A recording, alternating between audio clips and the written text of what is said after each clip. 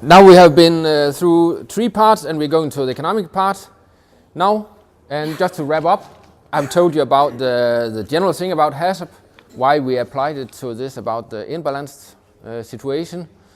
We made this Delphi approach to develop a HACCP concept, and we realized that experts in the field say there are a lot of risk factors for physiological imbalance, negative energy balance. They also say there are a lot of corrective actions you can do. There's a challenge on how to make this specific to a herd, but that's part 2. And then we had this to somehow disappointing result when we went out in the field trying to evaluate this about making management out of detecting cows in physiological imbalance. In our case, we did not found any effect. Anyway, we still believe in the concept of detecting cows and early stage and helping them not to being diseased. And we have done some economic evaluations of such a system in a little bit more general manner. And then we have also done some economic analysis of one of those aspects. This is about stocking density as a tool to reduce the risk. So these 2 parts I'll go through now. Calculating the economics of indicator-based, we call it here indication-based intervention. So this is about if you're able to detect something early, what is the economics of doing this? And the other thing is to do some economics of the stocking density, as we found as one of the most important corrective actions from the HACCP study. And some told me in the beginning that now who is from the SimHerd company, and that's I forgot to put a number 2 on Jehan Ettema. And the fact is that the SimHerd company is a spin-out company from Aarhus University, where advisory, this model called SimHerd is provided to advisors, vets and advisors, so they can help farmers using this tool, the SimHerd tool, for making decisions in dairy farms. And the first study here on indicator-based economics of indicator-based interventions on physiological imbalance, we have submitted a paper on that. First part, we did not in our study find what is actually the negative consequences of this about being in physiological imbalance. That can be a shortcoming of our study, or we should detect it in another way, but we still believe in the concept. And looking at what is physiological imbalance about and saying what could be the negative consequences of being in physiological imbalance, the most obvious negative consequence would be cows going into being subclinical ketosis, because that's part of the definition of severe negative energy balance and physiological imbalance. It has been demonstrated in other studies that they have more diseases, and one of those are subclinical ketosis. So we said in this study we need to be somehow conservative, so we would say that detecting cows in physiological imbalance, if we can detect them and avoid them to go further, then we can avoid them to become in the state of subclinical ketosis. So subclinical ketosis, the first step would be to calculate the economics of subclinical ketosis. We did a review on the effect of subclinical ketosis, and we put that into the SimHerd model, and we calculated these 2 scenarios. What is the result if a herd has no subclinical ketosis? What is the consequences in the herd if the herd has 50% of the cows experience cases of subclinical ketosis? And as you can see, the red ones, the subclinical ketosis, of course, because that what we put into the model, we should have some subclinical ketosis. Now we have 50% of the cows having subclinical ketosis. And in the end, you can see the economics per year, and this is in a 200 cow herd, they lose 5.2 thousand euro per year by having this subclinical ketosis in the herd. And per cow year, it is 25 euro per cow year as a loss of having subclinical ketosis. And where are they coming from? We can see that in the herd where they have subclinical ketosis, they have less milk yield, see in the top. Those cows that have subclinical ketosis, they have a reduction in milk yield. Spread out of all cows, it provides almost 60 kilo reduction in kilogram of milk yield per cow year. Replacement rate is actually increased a little bit. The reason is when you have cows having a subclinical ketosis, they have reduced milk yield, they have other diseases. So therefore, more cows are culled due to having this event in your herds. So therefore, a little bit higher replacement rate. You also have some other diseases being increased, a little bit more left displaced abomasum, more clinical ketosis. And here looking at the revenue and the expenses, less revenue from milk, a little bit more revenue from slaughter cows, less from livestock. Yeah, you have a little bit less cost for feed and so on. In total, you see these results, and if you calculate it per case of subclinical ketosis, you simply take this value, 25, divided by this one, then you will find out that a case of subclinical ketosis is about 170 euros per case. That's a cost per case.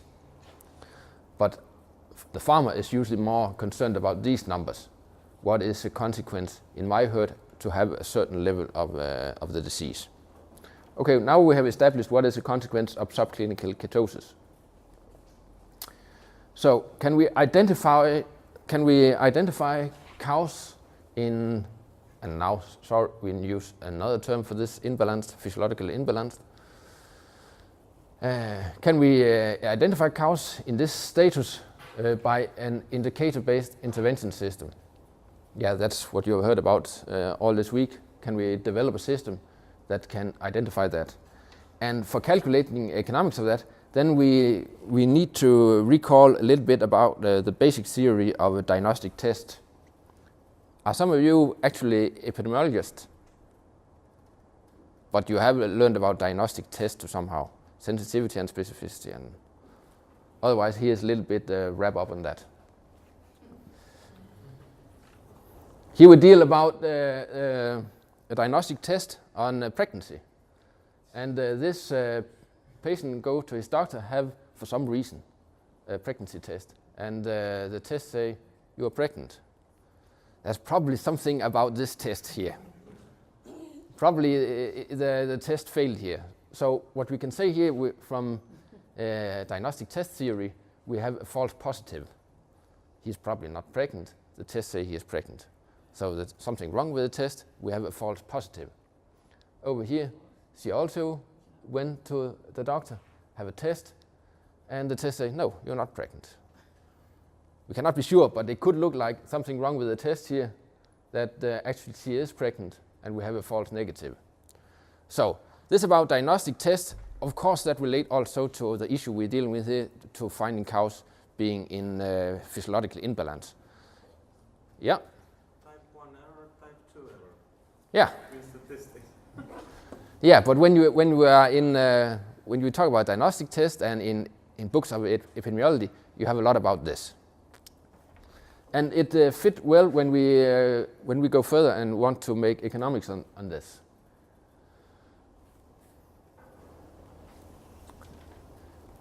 This one, and that was actually the tool which I will allow you to have after this, so you can play with it afterwards. Looking at this, here we have a case of a prevalence of physiological imbalance, saying half of the cows, just as an example, as in the Danish herd, half of the cows truly is in physiological imbalance. Let's say our test has a sensitivity of 80%. Recall the numbers you have from Meal and Clement and so on. I think it's in the line with that. A specificity of 98%. What do that actually mean? It means that the sensitivity that 40% of all our tests give us the true positive. So 40% of our test will say that this is a diseased animal or imbalanced animal. 10% is a false negative. They are actually imbalanced, but the tests say that this one is healthy. So it is a false negative. On the other side, where we have a specificity part of it, which is much better, the true negative saying 49, it's the tests say that this cow is healthy, and it truly is healthy. Whereas in only 1% of the cases, the test is wrong here. The tests say that you are diseased, but you're not. So this is the false positive. Okay, but looking at it in a little bit another way, what would a farmer do in this case if we have this test? Yeah, he would treat some cows. Which one would he treat? He would of course not treat the truly diseased animal. He will treat those cows that where the tests say that the animal is diseased. So he will treat those, the green ones and the red ones. 41% of the cows will be treated. Not treated cows will be 59. The blue ones and the gray ones, the truly healthy and those that are false negatives. So 41 are treated, 58 is not treated. And recall, half of them is actually diseased of the total population. So the disease occurrence, where do we have the disease occurrence? And now it's a little bit tricky because disease occurrence, that is in the line where we want to detect those in physiological imbalance and bring them back. If we don't detect them and don't treat them, then they become diseased, really diseased. So really diseased animals are the 10% that is truly in physiological imbalance. We don't find them, we don't treat them. So then those 10% will evolve to be really diseased. But there are also some animals that are actually healthy and we do treat them. It's the 1% here. The tests say this is a cow in physiological imbalance, but it's actually not, but we treat it. So some cows is not so good. They are developed into real being diseased, and these two are treated, and we should not have treated them.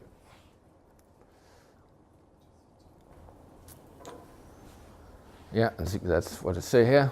Test say 21% is sick. Yeah, that's what I just said. Okay, we can also change our test. Maybe we have a test that is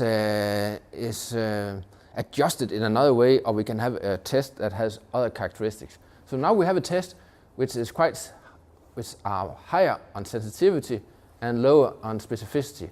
So now the picture is changed. Now we will find almost all of those that are diseased, whereas these that are truly negative is only 40%. The big group of the mistakes, we say, now that's the red group, that is a false positive. The tests say that these are in physiological imbalance, but they are not. So now the picture is different. We say that we will treat 59% of the cows, 41% are not treated, still 50% are truly in physiological imbalance. Our mistake here is that we miss one. No, our mistake here is that one is involving to be really diseased, the consequence of not treating physiologically imbalanced cows. Whereas we now, on this healthy cows treated, is now 10%. So now there are substantially more cows that are treated which should not have been treated. Okay? So let's look at this. We have the two tests. The first one with a high specificity and the other test with a high sensitivity. This one gave us quite many false negative, many cows overseen, whereas the first one, the false positive, is quite high. So the disease occurrence is only 1% here. Oh, maybe I have are they wrong? Maybe it's, I'm not sure about this one. But these two, which one is better? If we should choose among the two tests, which one would you then choose? This one? Sorry. This one or this one? Which one is better?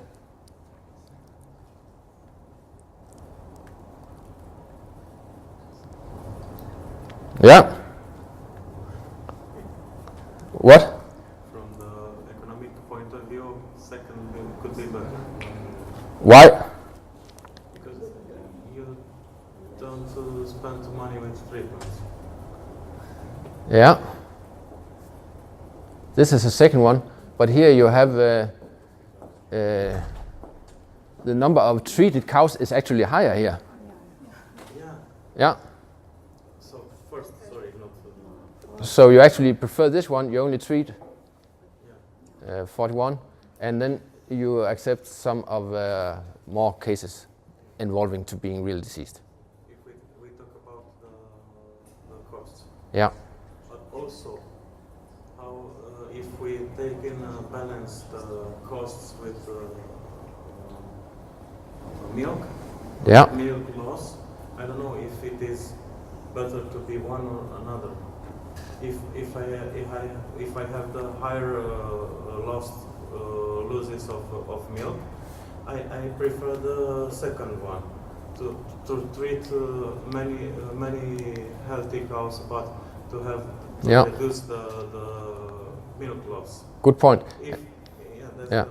And here we have the milk loss will only experience if we have those that are diseased. So we assume we have this physiological imbalance that do not provide negative effect on milk yield. It's only if they involve into subclinical ketosis, then we have the milk loss. So here we have few cows with milk loss. Also, maybe are other associated costs with treatments in ketosis, for example, for feeds diseases or other stuff. Yeah. These costs are included in the figure I showed you before. But you touched upon many of the relevant aspects, and we have put that into a machine to calculate what is the cost of treatment and the benefit of disease prevention.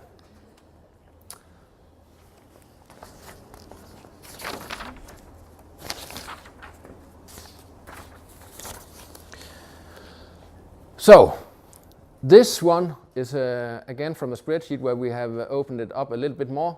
And here we have, in the first one where I showed we only looked at the prevalence of physiological imbalance and we had the test characteristics. Now we also include the treatment cost. This is the treatment cost of propylene glycol. We have analyzed what is the cost of buying the stuff with propylene glycol, and you also need to use some time on drenching the cow with this. So based on these assumptions, we have calculated that the cost of treating one cow with propylene glycol is 27 euros. The benefit from preventing the disease was coming from the calculation of subclinical ketosis. Here we have put in 190, but on the first slide I told you it was 170, just an adjustment. I think we have recalculated it. So this is the benefit from preventing the disease, saying that what is the consequences of having one case of subclinical ketosis. The cost of one case of clinical ketosis is 190 euros. So if we prevent this, if we provide the propylene glycol for those cows that are in physiological imbalance, and we avoid this cow to have subclinical ketosis, then we have the benefit of preventing the disease, and we save 190 euros. A specific one thing that is a little bit tricky here is the benefit of treating healthy cows, because using propylene glycol for cows that are healthy will actually be a little like giving them some extra energy. It could be similar to give them a little bit more concentrate. And to be fair, you should include that in your calculation. So we've done that. The benefit from treating healthy cows is actually positive. If it was some kind of other treatment, it could be quite negative. But in this case, I think there are also a positive thing. So treatment cost, we have this one, the cost of administrating the treatment, but there are also a benefit saying that they are producing a little bit more milk when they have this problem call, even though they are not in physiological imbalance. And we have the prevalence of this, and so far we assume that those cows that are physiologically imbalance, if they are not treated, then they will eventually have subclinical ketosis. So we put these things into calculations of the economics, and we find out that here that the benefit compared to not treating any, we could compare to treat all or treat zero. So far we look at the situation where we have no system detecting animals in physiological imbalance, so we do not treat any. By introducing the system with these characteristics, we will do like this, and the economic benefit will be 65 euros per cow year by having this system.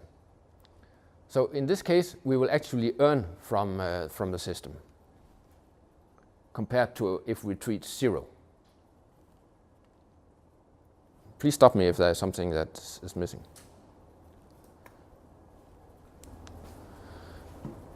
Now the idea would be that if you should do some exercise, you should use the spreadsheet and you should play with the numbers and try to change these numbers. You can see I have put in this 65, the profit from doing this disease cost, this treatment cost. But what if we change, what if the disease costs are much higher, and what if the treatment costs are much higher? But I have done it for you. So here are the results. And if we change the test to test 2, where we have a high sensitivity, then our profit will actually become higher. So in this case, we will earn from the test 2. If the disease cost, the subclinical ketosis cost, are much higher, then we have these numbers. The profit from having the system is of course much higher. So if we have a real severe disease, much more severe than subclinical ketosis, or subclinical ketosis were much more severe, then our benefit, our profit from having the system would be much higher. And still, the best of the two tests would be test 2, the one with a high sensitivity. If we say that our treatment, the treatment cost, it was to administrate the problem glycol, if that was much higher, then the benefit from having this system would be much lower. And actually, in this case, the best choice would be the one with a low sensitivity and high specificity. So, depending on the assumptions behind, we come to different conclusions. Okay, does physiological imbalance always result in disease? We assumed that in the calculation so far. And in the group we have of course discussed that, and a way to look at it, like the graph I've showed you before on bringing cows back to a normal situation. We think of it like cows starting in normal situation, they can go into this physiologically imbalanced state. Some of them will actually just move back. They will cure themselves, or they will bring themselves back to a normal situation without any treatment. Some of them will stay in this state, and some of them will evolve into subclinical ketosis. So taking this into the calculation is the next part of it. What if not all of those in physiological imbalance is changing into subclinical ketosis? So we play with our model again. This one, which was 100%, giving us a result of 65. Now we change this parameter to 50%. What will be our results? The results will be that the benefit from a system detecting physiological imbalance, allowing us to treat cows before they evolve into subclinical ketosis, the benefit from such a system, it's much lower. You can see here the figures are much lower.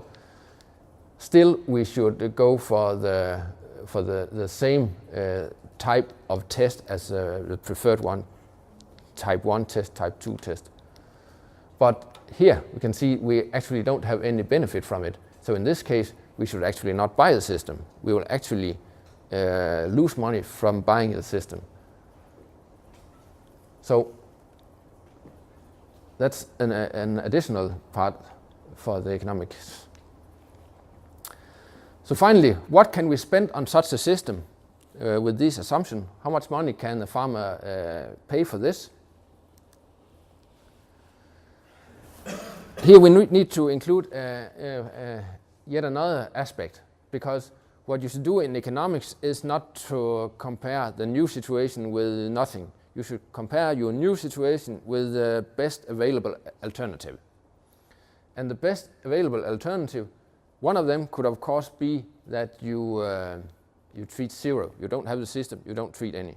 But another available alternative in this case is that you just treat all. You do not test cows for being in physiological imbalance, you just give them propylene glycol, all of them. That's another alternative. And in this case, where we have the same assumptions with this was a type 2 test, then we can see that if we start with having a system where we treat zero, we see them here, and treat using the test, then we will treat 24% of the cows. Here we have this assumption about the 50% involving into subclinical ketosis, whereas treating all cows, there, of course, then we will treat 100% of the cows. Disease occurrence we will avoid in these two situations. In this situation, we will have some cows that are having subclinical ketosis. Comparing here is, compared to treat all, then our testing system will provide us a benefit of 18.5, whereas we will lose money compared to treating zero.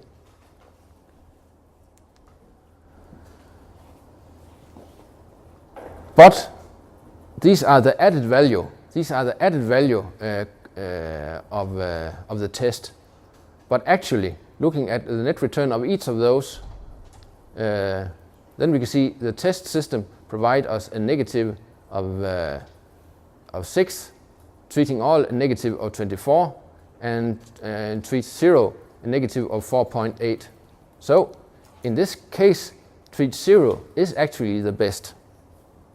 And you can spend no money on such a system. Another example, here we say that we have a high prevalence, cheap treatment, and 80% sensitivity. In that case, you can see here the treatment cost, the cost due to disease, and the net return which came out of it. Negative, negative, negative, and in this case, treat all is the best. Treat all is this one is the situation where we lose fewest money, because we have the problem of physiological imbalance and subclinical ketosis in our herd, so we do lose money. But the way we lose fewest money is by just treating all in this situation where the treatment is cheap and we have a high prevalence. If we have the average prevalence, I think it's an average situation where we started from. Let's go through this one. When we test, the treat cost is 7, the cost due to disease occurrence 7, and 6, and the net return is 13. So that's our loss from having this phenomena in our herd if we have the test system. Testing all provide us a negative of 25. Test zero provide us a negative of 28.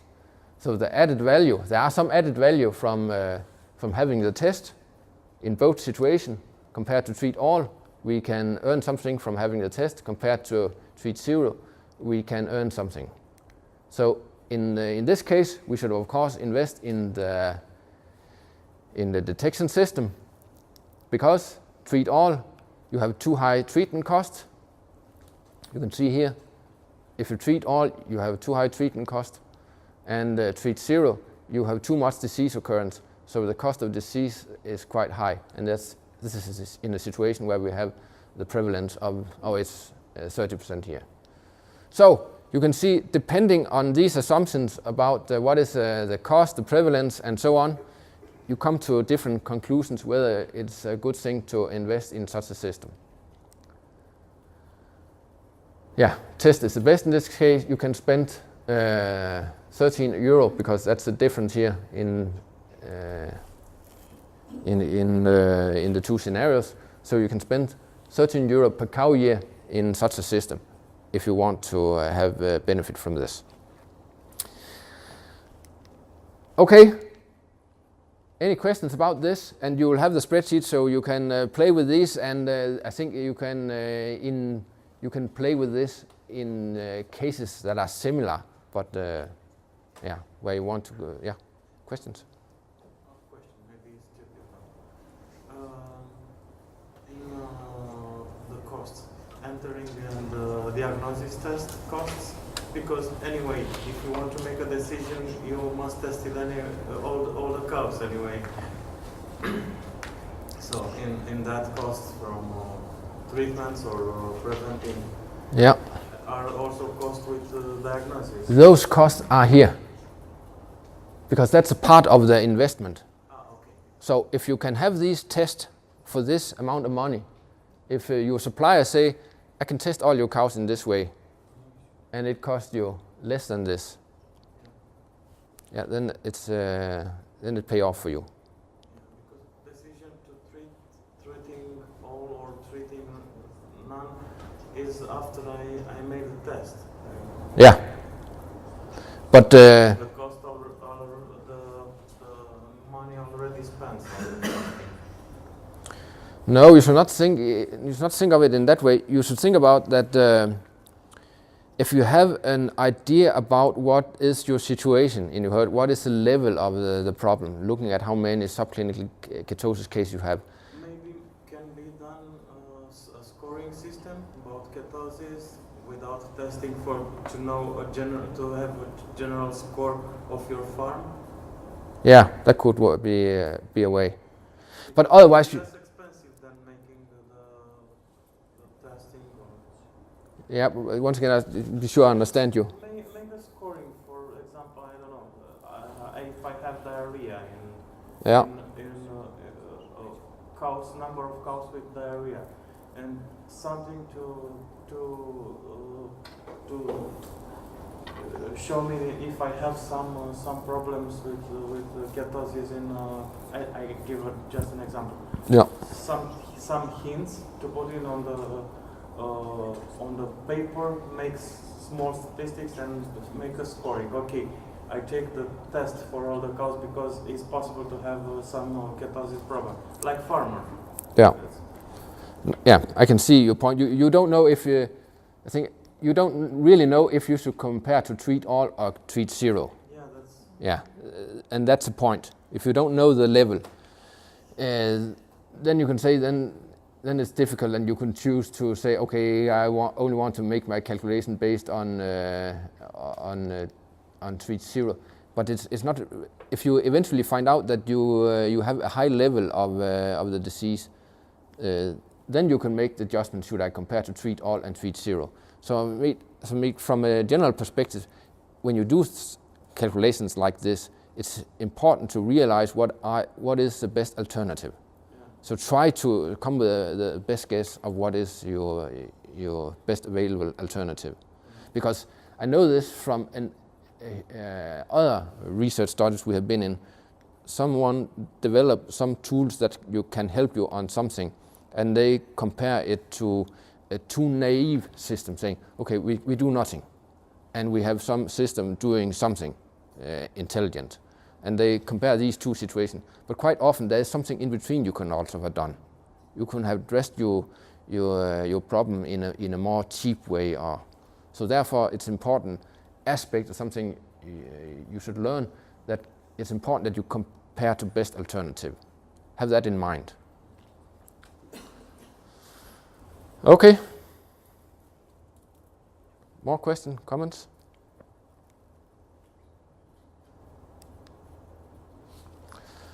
How much time do we have left?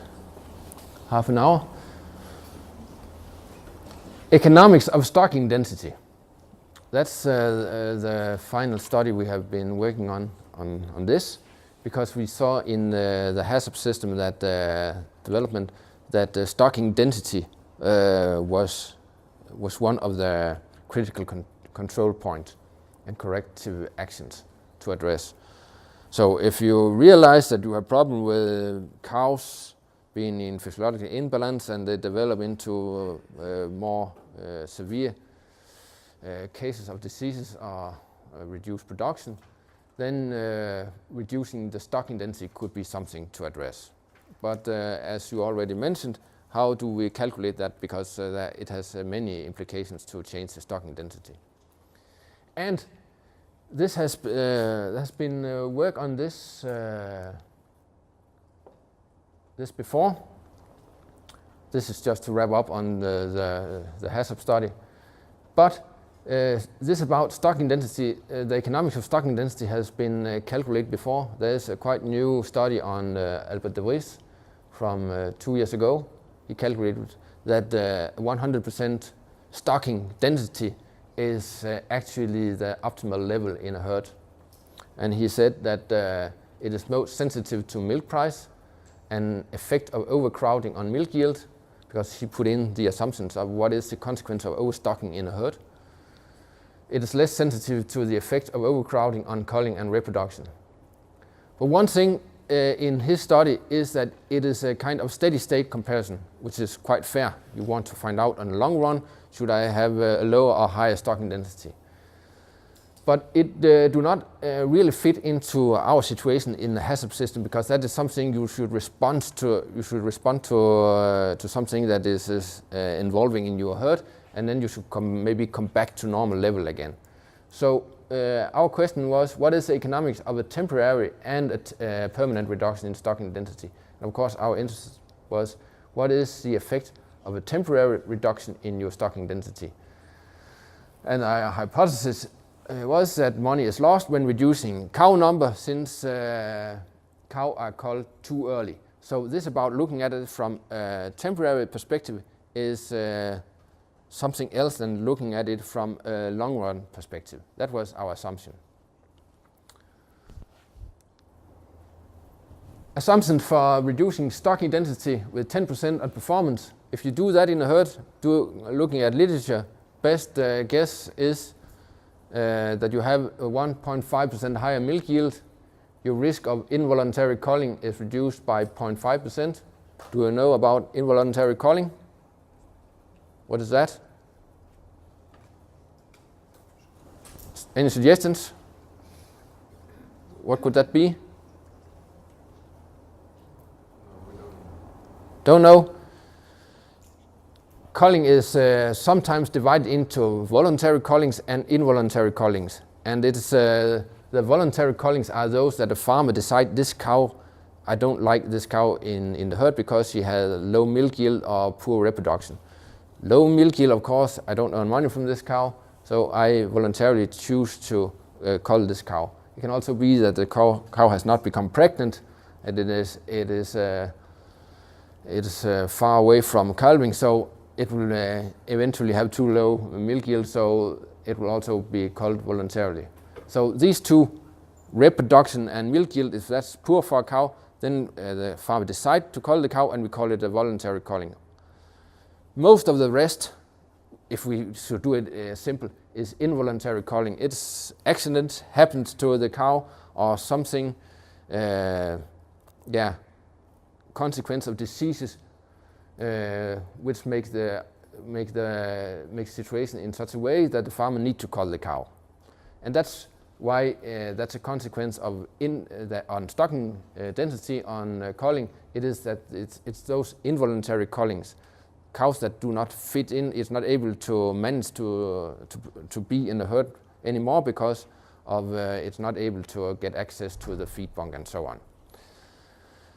So risk of involuntary culling is increased. Now, decreased when we reduce the stocking density, of course. And the conception rate, the situation is better for the cow, so the conception rate is increased. Increased milk yield, increased conception rate, decreased involuntary culling. Those are the good things about having a lower stocking density if you look in the literature. We adopted those assumptions as was adopted in the study of De Vries, and we put it into the SimHerd model, and we simulated for a period of 3 months that the maximum number of the cows in the herd was reduced by 10%, in this case from 200 to 180 cows during 3 months. So saying from today, the maximum number of cows we allow in the herd is not 200 as they were until now, it's only 180. So we need to cull some 20 cows right now. And the rule for culling these 20 cows is that we will not allow to cull heifers, only multiparous cows. We will not allow to cull fresh cows, only cows more than 100 days in milk. And we will not allow high pregnant cows to be culled. So based on these rules, we picked out 20 cows in the herd to be culled, to simulate a realistic situation. So we compared 2 scenarios to a default situation and a default situation where a herd where we have 200 cow years and 100% stocking density.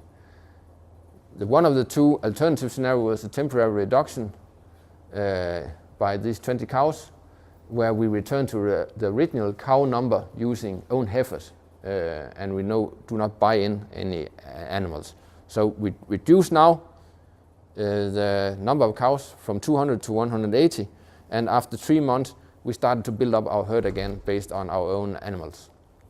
And the permanent scenario was that we maintain the low stocking density of 180, so simply staying at the herd size of 180.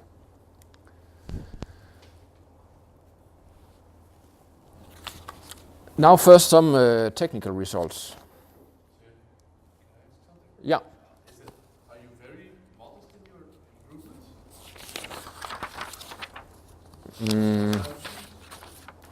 You think I'm too modest?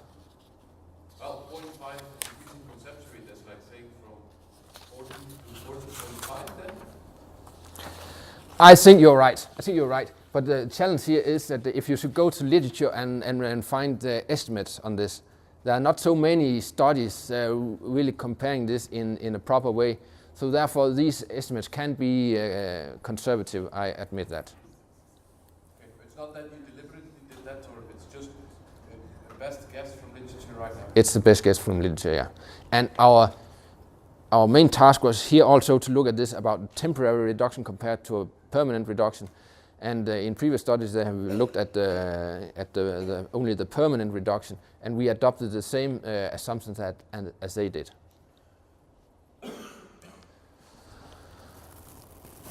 Okay, some technical results from our 3 scenarios: default, permanent, temporary. So it's a little bit small slides, but then we can have more curves on the same slide. This is a cow number, saying that we are going from 200 to 180 in the temporary and the permanent situation, and in a temporary we start increasing the herd size again after the 3 months.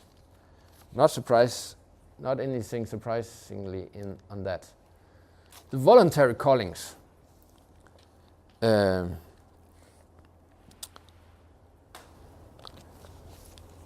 Those are the cullings that the cows are first put on the culling list because of low production or poor reproduction.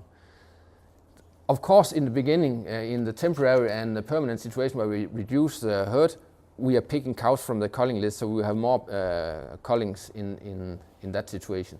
But in a temporary situation, we actually have a quite low level of voluntary culling, also lower than we had on beforehand after the 3 months. And that is because we are now building up the herd. So those cows that are on a culling list in that situation, we will not cull that in the way we did before. We will tend to keep them on the culling list for a longer time so they can stay producing milk in the herd, because we're trying to build up the herd. So we need those cows. Sold heifers.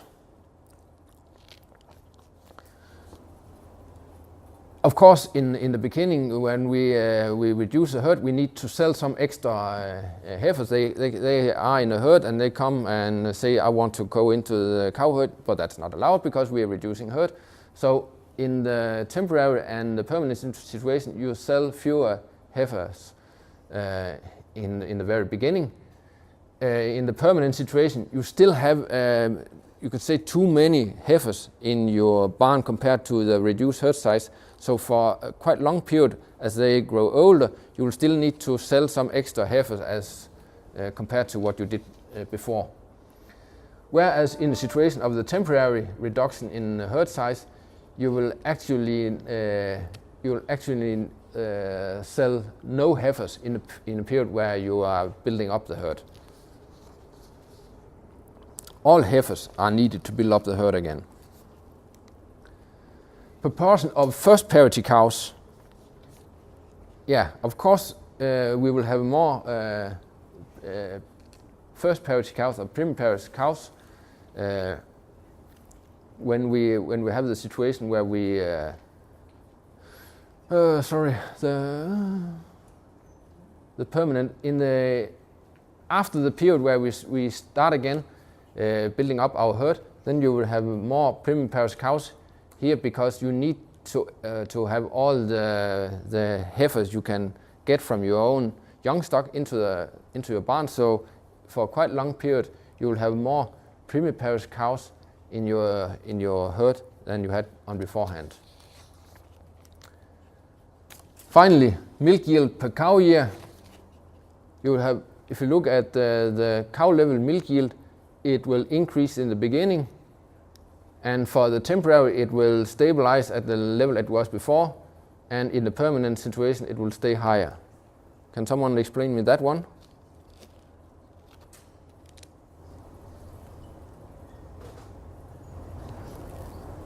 Why do we have a higher milk yield? Someone? No. This is simply our assumptions.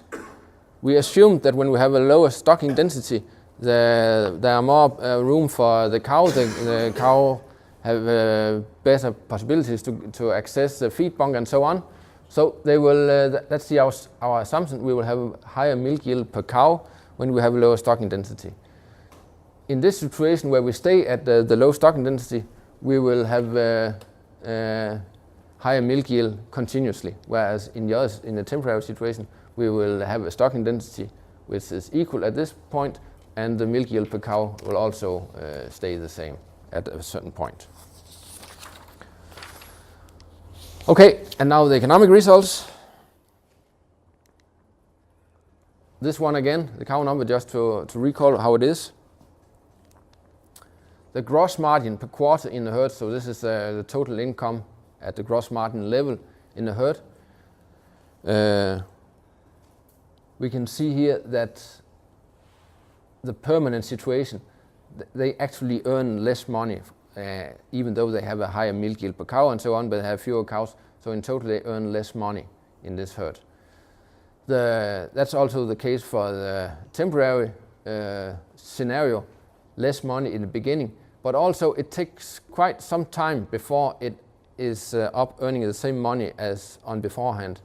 Remember, it's only the first quarter where we deliberately reduced herd size. So from this point, we try to re-establish the herd size, but it takes quite some time before we have the same economy in the herd.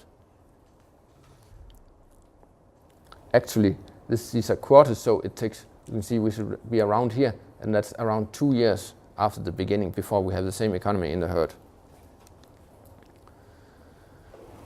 And here, per cow year, gross margin per cow year is a little bit the same as the one with the milk yield, but not totally the same. So therefore we have split it up in revenue from milk yield per cow year and revenue from other kind of revenues than milk yield. And why is that? The permanent situation in this year, this is about 1 year after the reduction.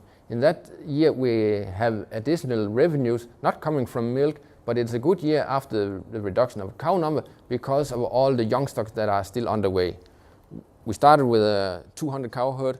We have all these young stock underway and we don't need them anymore, so we can sell them. So they have actually a good year here, you can say, relatively, per cow year, if we look at it per cow year.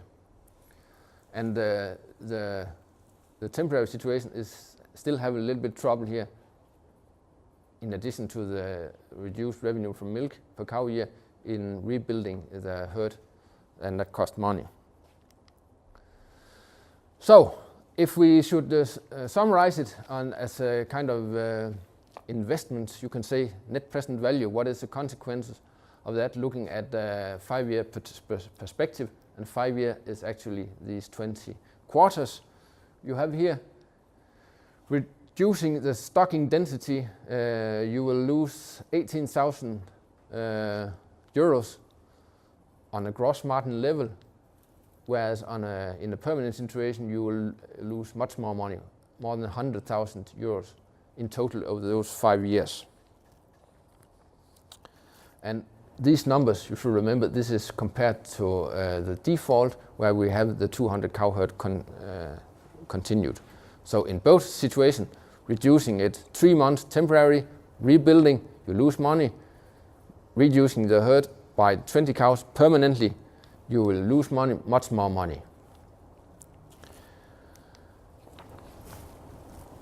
So, what if we include the fixed cost? Because so far we only include the variable cost as we are on a gross margin level. But actually you will have fewer cows when you have a lower stocking density, so you will have lower capacity cost, salary, electricity, and we have calculated that the reduction in capacity cost could be 1,100 euros per cow year. So now we recalculate our profit including those fixed costs. And now our results say that we have a reduction in profit from the temporary reduction of 10,000 euro, some only half of what was here when we include the consequences of fixed cost. Included the fixed cost on a permanent situation, it is reducing the loss significantly. Now it's the loss of 10,000 and 20,000.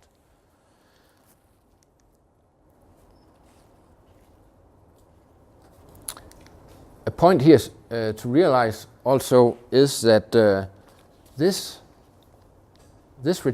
reduction of 10,000 compared to 20,000 roughly, this is a reduction in your herd size of 20 cows. This is a reduction in your herd size by 20 cows. This is only for 3 months. This is for 5 years. There's the consequences of the herd size reduction is permanent, so it's a reduction of the herd size over all the 5 years. So these, if you calculate it in that way, this temporary reduction, as it is only for a very short period, it's much more severe compared to this one. So here we have these results again, and let's play with the prices, because it could be that if prices changes we get other results, and we have played with the price in such a way, saying what should the prices of milk and feed price be if we have a break even, so that there were no negative, no positive consequences of a temporary and permanent reduction in stocking density. For milk price, it should let's see here up here, the original milk price was 0.35 and the feed price was 0.19 per, that is the feed unit, and that is per kilo in the corrected milk.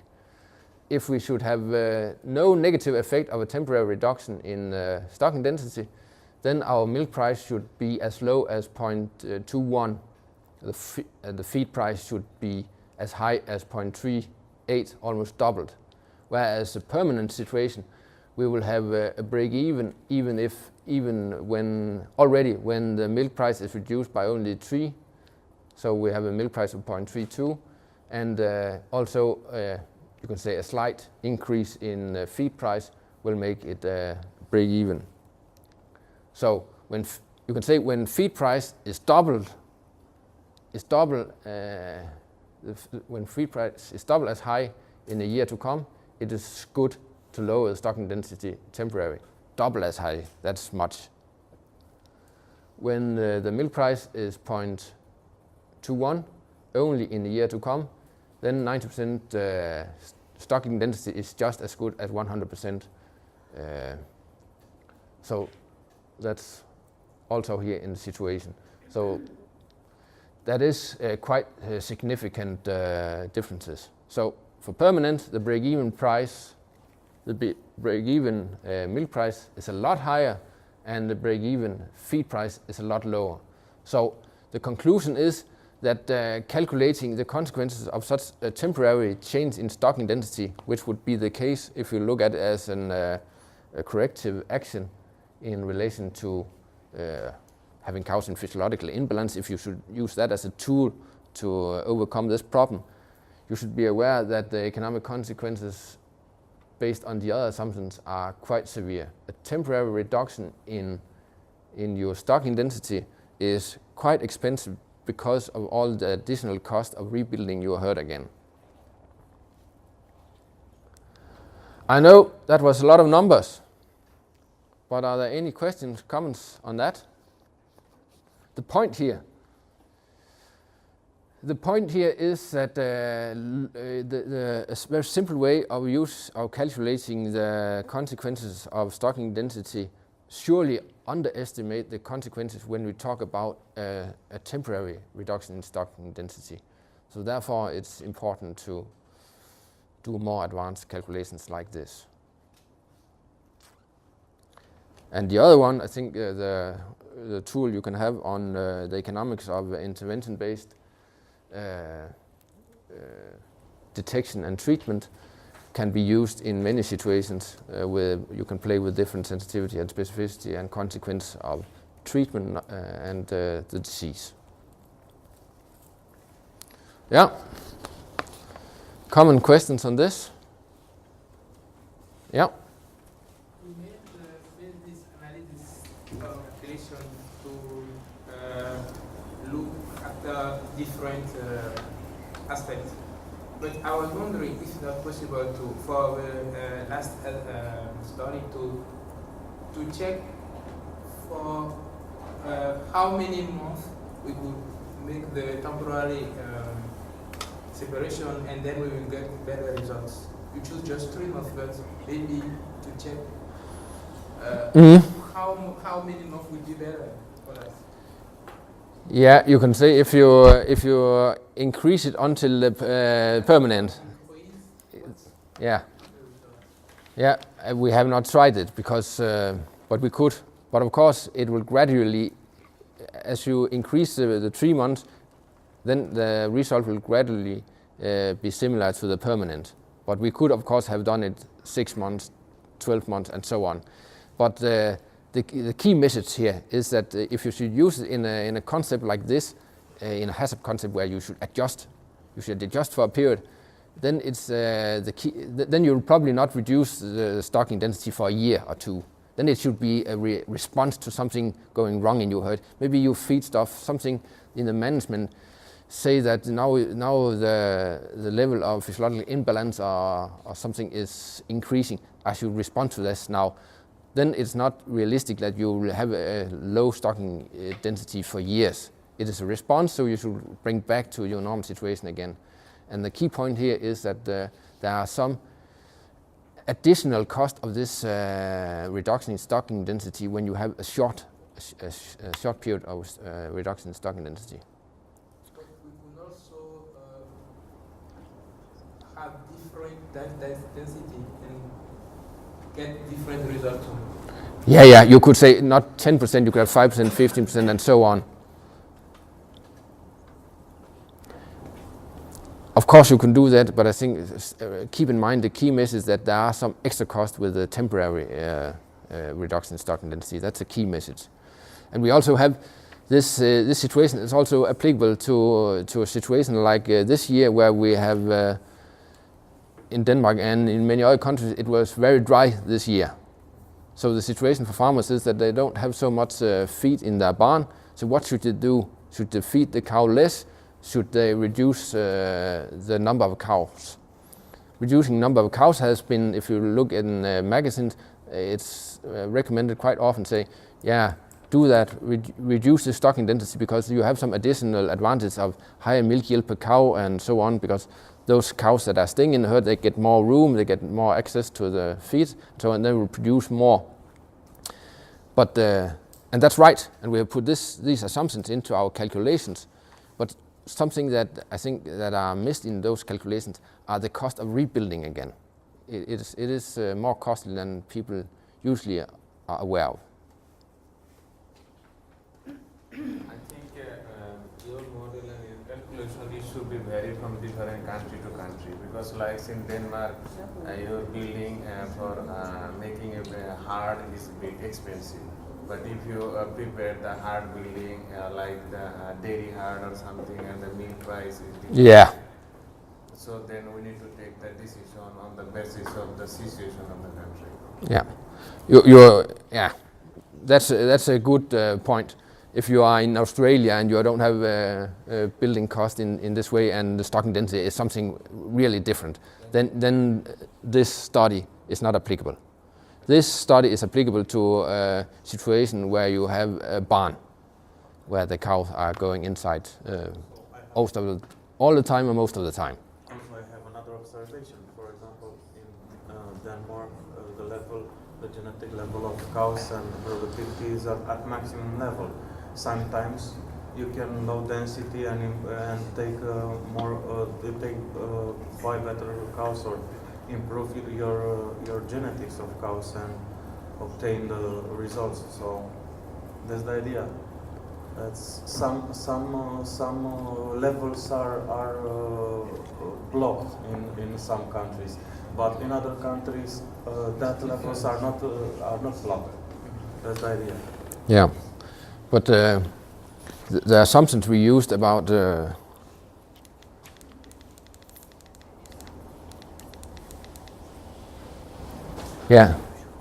these three assumptions, they are from the study of De Vries, and I think it's from modern intensive dairy production where you have a barn. So it's not specifically from Denmark, and they as Miel addressed, they are certainly linked with uncertainty. But that's I think the best guess we have. Yeah, example. It's the best guess, and I think it's in line what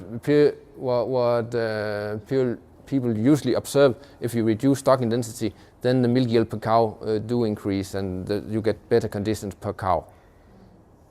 But still, it's 1.5% for the 10%. Maybe it's a little bit more, but it's not saying that when we are far away from a situation where reducing stocking density by 10% will increase the milk yield per cow by 10%. People sometimes tend to indicate that could be the case, but we cannot find evidence for that. The evidence we can find say that it's in that range. Okay.